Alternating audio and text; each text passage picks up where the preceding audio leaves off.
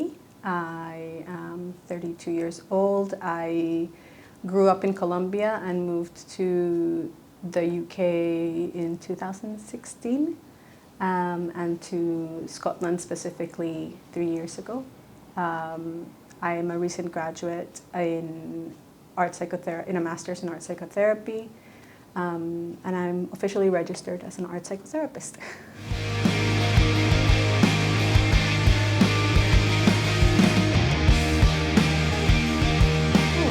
It's a difficult question to answer because practically it's a space that is rented out to therapists who move through the ethos that we have put forward, and we offer affordable therapy, and that is to offer affordable therapy and available therapy. The idea is to get a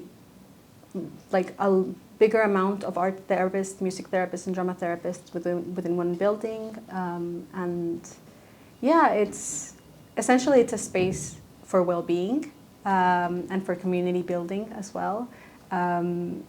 We will be not only renting out the space to the therapists that will be part of the collective, because we do want it to make it very much we want to make it very much owned by the therapist in a way, not owned in a financial way, but that they feel it's their own. We want their input. We want to grow with the therapist that we have in our service. But we would also be renting out to community art programs at a very low rent rate, so they can become stronger and eventually leave the nest, so to speak.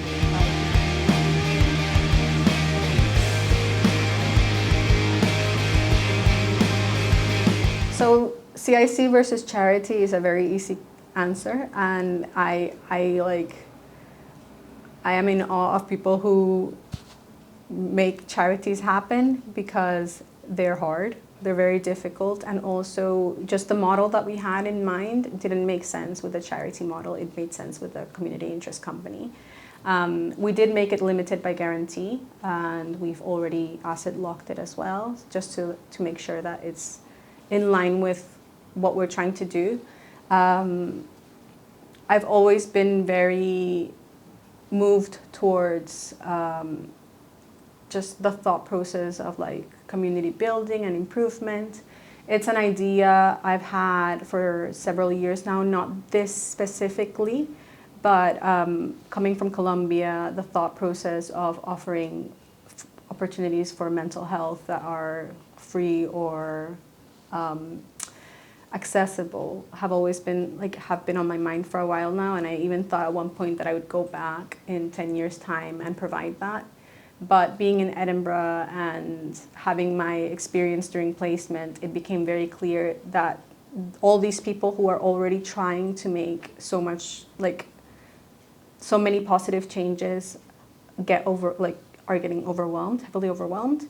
And that, in addition to thinking, what does it look like when I graduate? What does it look like when a lot of people graduate? There's so many art, drama, and music. Well, specifically in our cohort, there were 40 art therapists graduating in a year. And I think it's around 20 or 30 for drama or music, maybe less, potentially less.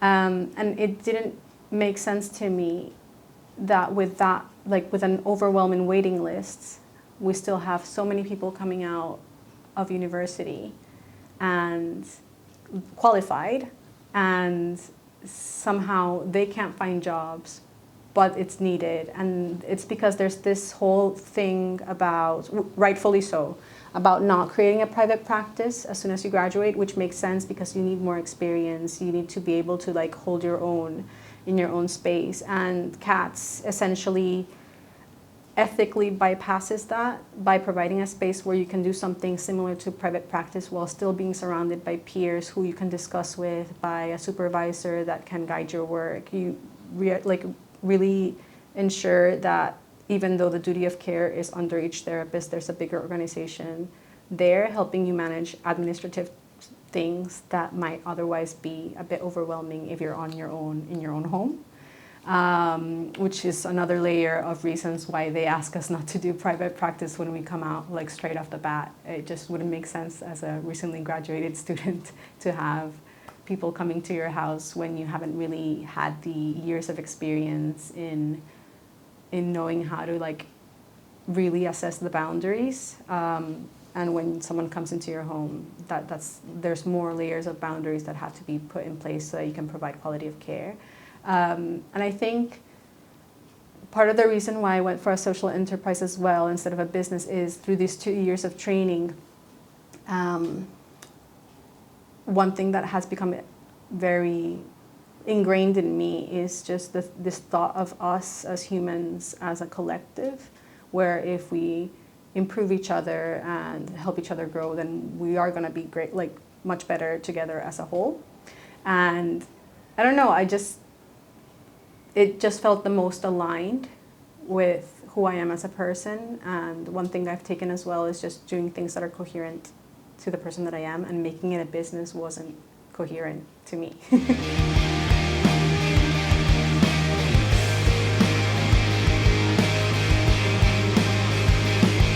I'm going to go into each one. So thinking of the recent graduated therapists and therapists that are already qualified, it's a space to really have those conversations that you only really have in university, because when you're working professionally, you're in a setting where you won't have as many therapists that have a similar modality to yours. Even if it's art, drama, and music, we've got a very similar training. We take classes together, and there was something very beautiful about being able to share with each other, even though we were different modalities that we don't really get to touch on when we're working professionally outside of a space like this.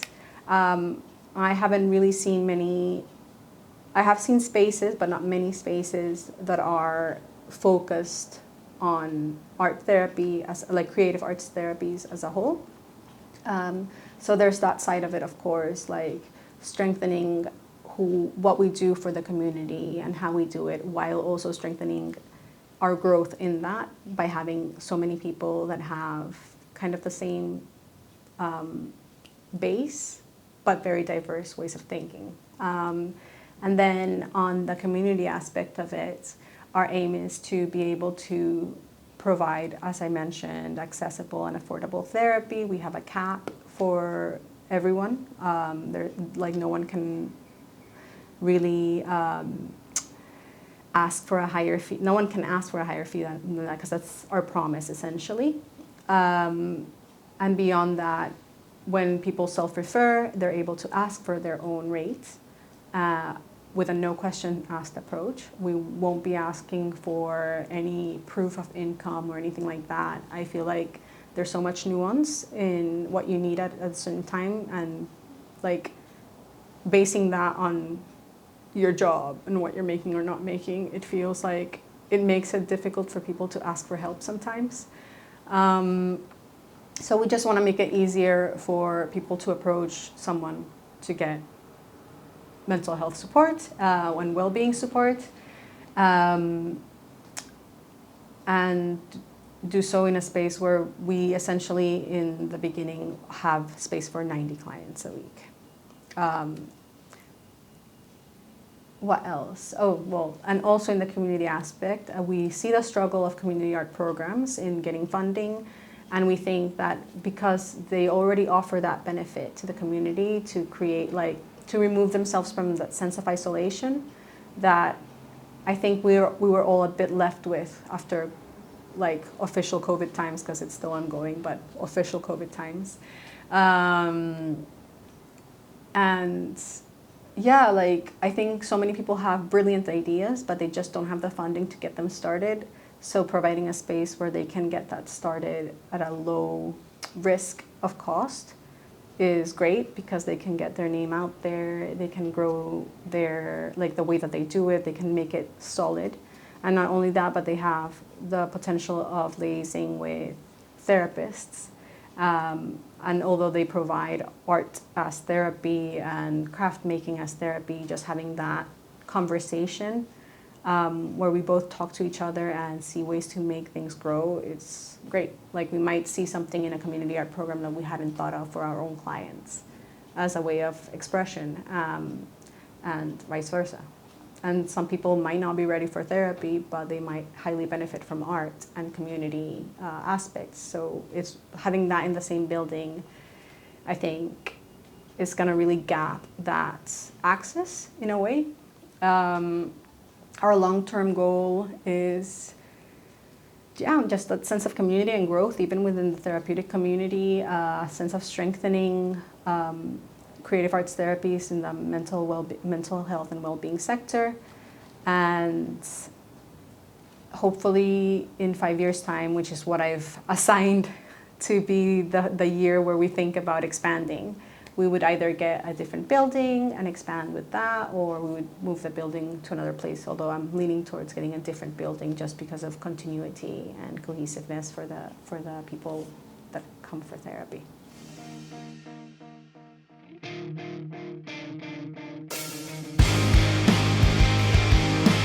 Hopefully it would help everyone, and that's that'd be great, but as of right now, the only the direct impact that we have would be through the free open therapy sessions for marginalized communities. Indirectly, I suppose, given that the therapists are sole traders, people who have difficulty accessing therapy due to financial reasons. We hope as well that our impact will extend to third sector and NHS.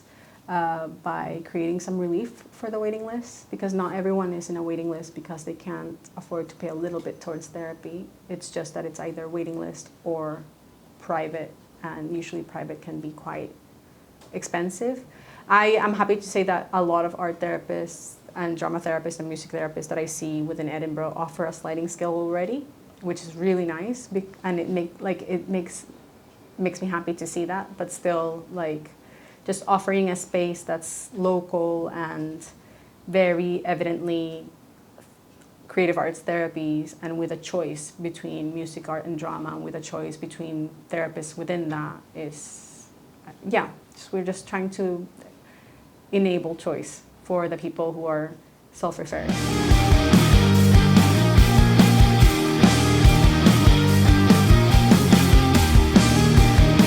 Before I even joined ESEN, I was receiving support from ESEN. Steve himself has been elemental in our growth. He's been very supportive. Even now, when I'm struggling with how to make sure something is sustainable, which is another thing I should probably get into, is the model that we have for CATS means that we wouldn't be continuously asking for funding, which in my view makes it beneficial for everyone else as well.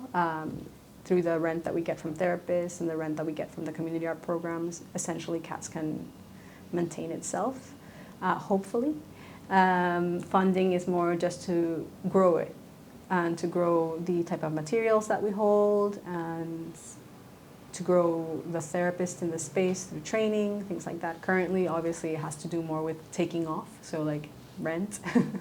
But no, Steve has been really helpful. Even now when I have questions about anything, there's no doubt in my mind that I can reach out through email, and he will respond with a time and day that he can give me the time to discuss it, and it's been really, really good. And not only that, but not gatekeeping other help as well, re-referring to other people that would provide just the same amount or even more support. We got in touch with ESEN through Business Gateway, and for both, I have to say, I'm pleasantly surprised at the type of support that Scotland provides regarding social enterprises. I think it's beautiful. I don't think we would be able to do this without that. I've gone to a networking event for ESEN already as well that happened in July, and that was also very insightful. It meant that I could see where people were at with their social enterprises, how long it took for them to get them going, and it gave me a good grasp of what we were coming up against. So,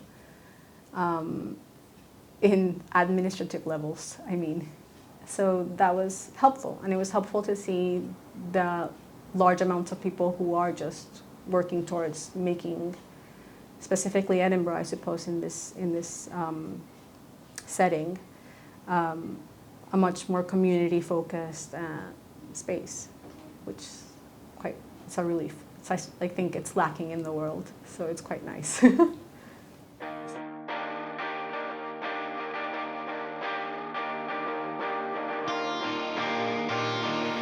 Just guidance. This is the first time I've ever done anything like this. I didn't picture this for myself as like a grand project or anything like that for like at least 10 years when I had, more experience. But I'm coming at it not as a therapist who's recently graduated, but as someone who's fortunately had a lot of opportunities to know about business and learn about that.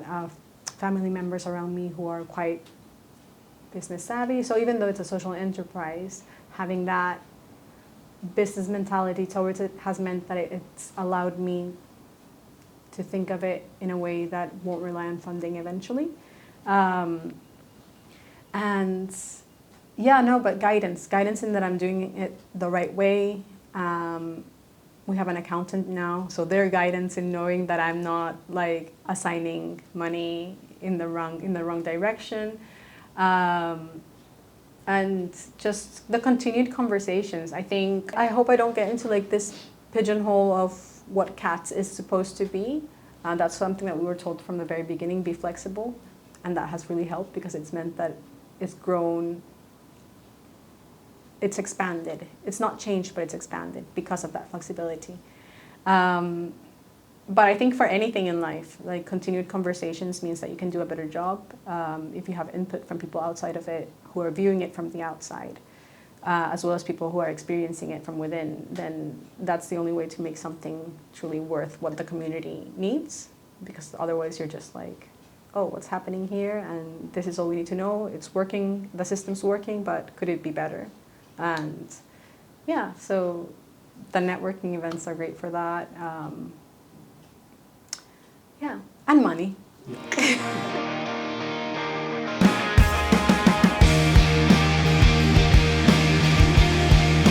What am I excited about is it being established, it running smoothly, hopefully.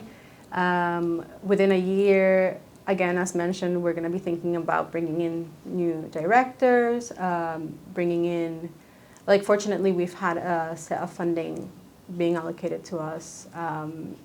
That means that we can take a little bit of time to really consider the directors that we would bring into the service. So it means that within a year's time, what I'm excited about is it being settled and going, because right now it's just a trigger point. So yeah, in a year's time, it having more opportunities for growth and for ideas, instead of having one open free group a week, maybe having more.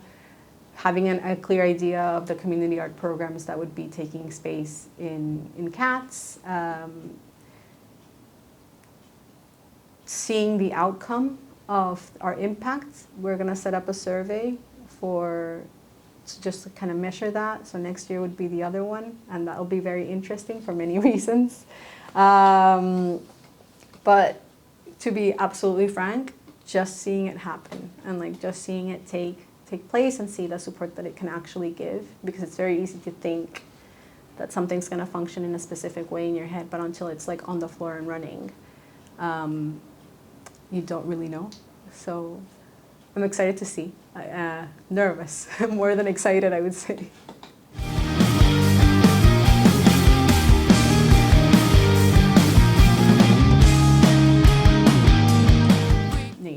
The nature, 100%. I like the city vibe while still maintaining kind of like a not city vibe. Also, I really enjoy that people talk to each other in the street. Not all the time. You don't love it when someone approaches you in the middle of the night, but but there's I can feel there's a sense of community. It sounds so silly, but things like Meadow Share on Facebook, freebies in Leaf in Facebook, and then seeing so many enterprises, so many social enterprises as well within, you have Dig In and Scran Academy, for example. It just feels like there's a real sense of community that's budding, and that could really, not budding, that it's there, but I still feel like, obviously, like with everywhere in the world, especially in the type of society that we live in general, in the world, there's a disconnect. But I feel like here you already have kind of the basis of making it a very wholesome, community-based place. For myself as a person, the mountains, like I love, well, the mountains, I say mountains, Arthur's Seat. It's a mountain to me. We don't have that in Colombia. Well, we do have it in Colombia. We have the Andes. We don't have it in my city, which is by the coast. But just waking up in the morning and like seeing Arthur's Seat is amazing. Having so many parks around, the green space. One thing that we want for cats is that eventually it becomes very synonymous with ecotherapy as well, where people can choose to go outside, have their therapy outside and things like that. Obviously, that's very far in the future when it's more established, and it can provide people the opportunity to have transport allocated to them so that they can make it there, because we're thinking Pentlands maybe, so it's a bit more outside. The art-based community, like you have things like set studios who hold like really lovely community sessions that I think are wonderful. Then there's also, of course, Reconfigure at Summerhole. Summerhole in general, I think, is fantastic. You can have a city that's beautiful and have nature, but if you don't have the community, you don't feel like you belong. And me as a person who's a foreigner essentially, having spaces like Reconfigured, Life Drawing in Summerhole, and the shows in set studios meant that I could really build on that community that I felt like I could identify with. It made me feel very much at home, like it feels like home. And I don't think that's an easy thing to say when you don't live there, like you haven't lived there for a long time. And given that I've only been here for 3 years, to me that's like shockingly fast to feel like settled in a space like this.